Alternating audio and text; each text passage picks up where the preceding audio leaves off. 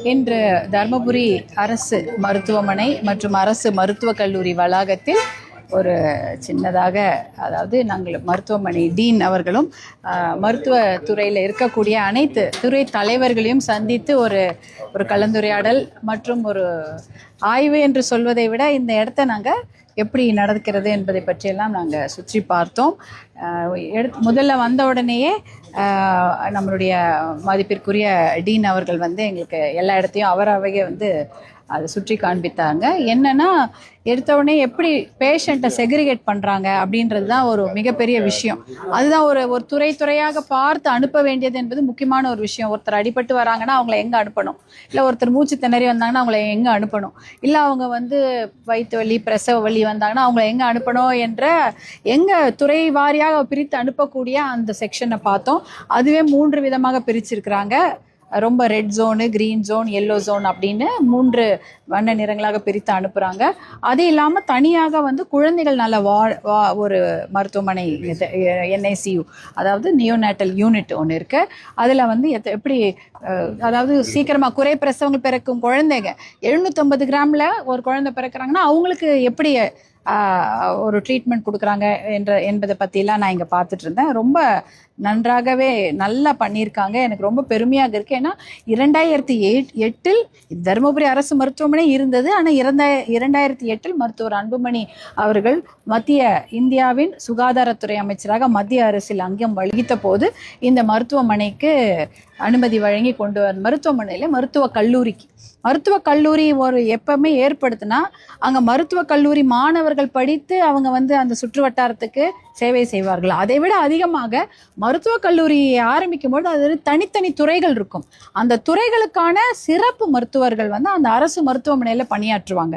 அப்படி இருக்கும்பொழுது அந்த மாவட்டமே வளர்ச்சி பெறும். ஏன்னா அந்த மாவட்டத்தில் இருக்கிற மக்கள் சிறப்பு மருத்துவத்துக்கு தான் வெளியூருக்கு போவாங்க. இப்போ நம்ம தமிழ்நாட்டிலேயோ இல்லை இந்தியாவிலேயோ பார்த்தீங்கன்னா அதிகமாக கடன் வாங்குவது எதுக்கு?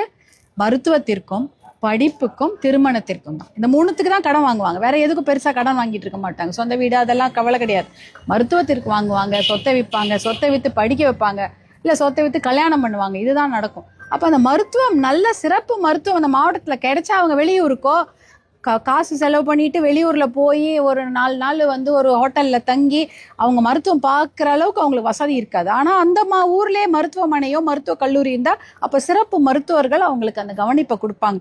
அதனால தான் தருமபுரி மாவட்டம் அது பார்த்தீங்கன்னா ஒரு சிறிய மாவட்டமாக இருந்தாலும் அந்த மாவட்டத்துக்கு ஒரு மருத்துவக் கல்லூரி வேண்டும் என்று மருத்துவர் அன்புமணி 2008 இதை கொண்டு வராங்க. அதுக்கப்புறம் அதுக்கு அவர் கொண்டு வந்தது 2008 தான். ஆனால் இந்த மருத்துவக் கல்லூரி அதற்கப்புறம் வந்திருக்கக்கூடிய மருத்துவமனை டீன்களும் கல்லூரி முதல்வர்களும் ரொம்ப நன்றாக பார்த்து கொண்டதுனால இன்னைக்கு பார்த்தீங்கன்னா வருஷத்துக்கு கிட்டத்தட்ட நான் பார்க்குறேன் சென்சஸோட போட்டிருக்கிறாங்க 50,000 60,000 பேர் இங்கே மருத்துவம் பார்த்து கொள்கிறார்கள்.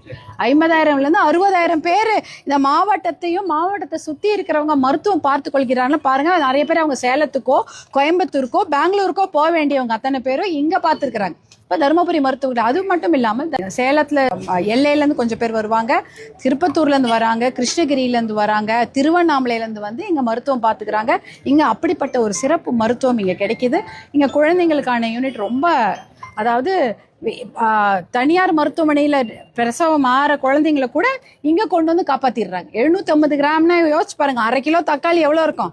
5-6 தக்காளி தான் இருக்கும். 750 கிலோவில் ஒரு குழந்தை பிறக்குது. அந்த குழந்தைய இங்கே பாதுகாத்து அதுக்கு நல்லபடியாக மருத்துவம் பார்க்க வச்சு அனுப்பியிருக்கிறாங்க.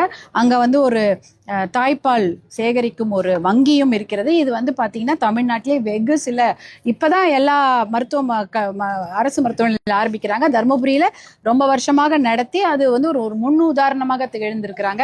அதை எப்படி அந்த தாய்ப்பாலை வாங்கி சேகரித்து தாய்ப்பாலை கொடுக்கறதுன்றது அந்த தாய்மார்களுக்கு நம்ம ஒரு கிளாஸ் எடுத்தாதான் அவங்க அவங்களாகவே வாலண்டரியாக கொடுக்கணும். அவங்கள போய் ஃபோர்ஸ் பண்ணி கொடுக்க முடியாது. அவங்க வாலண்டரியாக அவங்களாவே முன் கொடுக்க வச்சு அதை எப்படி அதை தரம் பிரித்து அதில் எந்த ஒரு கிருமியும் இல்லாமல் அதெல்லாம் டெஸ்ட் பண்ணி அதுக்கப்புறம் தான் அதை கொடுக்குறாங்க. அதற்கான ஃபெசிலிட்டி ரொம்ப நல்லா இருக்குது. அதையும் நான் பார்த்தேன். அதே போல் குழந்தைகள் பாதுகாப்பு விஷயத்தில் ரொம்ப கவனமாக இருக்கிறாங்க. சிசிடிவிலாம் போட்டு மருத்துவக் கல்லூரியில் எல்லாம் பண்ணியிருக்கிறாங்க. அதுக்கப்புறம் இப்போ புதுசாகி இந்த பக்கம் இப்போ இது மனநல மருத்துவமனை போன்ற விஷயங்கள் வந்து டி அடிக்ஷன் சென்டர் தருமபுரி மாவட்டத்தை பொறுத்த வரைக்கும் அதாவது மது பழக்கத்தால் அடிமையானவங்களுக்கு இங்கே மறுவாழ்வு ஒரு மையமும், அதே போல் ஏதாவது ஒருத்தர் மனநல பாதிக்கப்பட்ட ஆதரவற்றவர்களுக்கு ஒரு சேவை மையமும் இங்கே வச்சுருக்குறாங்க. அதே போல் இந்த வளாகத்தில் அதிகமாக ஆர்கன் டொனேஷன் அதாவது நடந்திருக்கு. தருமபுரி மாவட்டத்தில் தான் அதிகமான ஆர்கன் டொனேஷன் நடந்திருக்கிறது. தருமபுரின்ற பேருக்கு ஏற்ற மாதிரி எத்தனையோ பேருக்கு உறுப்புகளை தானமாக கொடுத்த ஊர் இது. இப்போ எனக்கு இது ஒரு புது ட்விஸ்டாக இருக்குது. தர்மபுரி மாவட்டம்னாலே அந்த காலத்தில் நம்ம என்ன சொல்கிறோம், உயிர் கொடுத்தது தானே. அதாவது ஔவைக்கு நெல்லிக்கனியை அரசர் வள்ளல் அதியமான் கொடுக்குறாரு. எதுக்கு? நிறைய நாள் நீங்கள் வாழணும், அந்த அம்மாவுடைய சேவை தமிழ்நாட்டுக்கு தேவை என்பதற்காக ஔவையாருக்கு வந்து நெல்லிக்கனியை கொடுத்து அவங்க நிறைய நாள் வாழணும்னு கொடுக்குறாங்க. இன்னைக்கு அதே போல ஒரு சேவை தருமபுரி அரசு மருத்துவமனை செய்து கொண்டிருக்கிறது. பாருங்க, அதிகமான ஆர்கன் டொனேஷன் இங்கே வந்து ஹார்ட் அதாவது இருதயம், கல்லீரல் சொல்லுவோம், அது லிவரு, அப்புறம் வந்து கிட்னி, கண்களுக்கு தானம் போன்ற எத்தனையோ விஷயங்களை இந்த மருத்துவக் கல்லூரியில் வந்து அதுக்காக கொண்டு வந்து மற்ற ஊருக்கு அனுப்புகிறாங்க. இது ஒரு மிகப்பெரிய விஷயம். இது தருமபுரி என்ற பெயரை தருமபுரி அரசு மருத்துவமனை அதை காப்பாற்றி இருக்குது. இது மாதிரி நிறைய விஷயங்களை இன்னைக்கு நான் பார்த்து தெரிஞ்சுக்கிட்டேன்.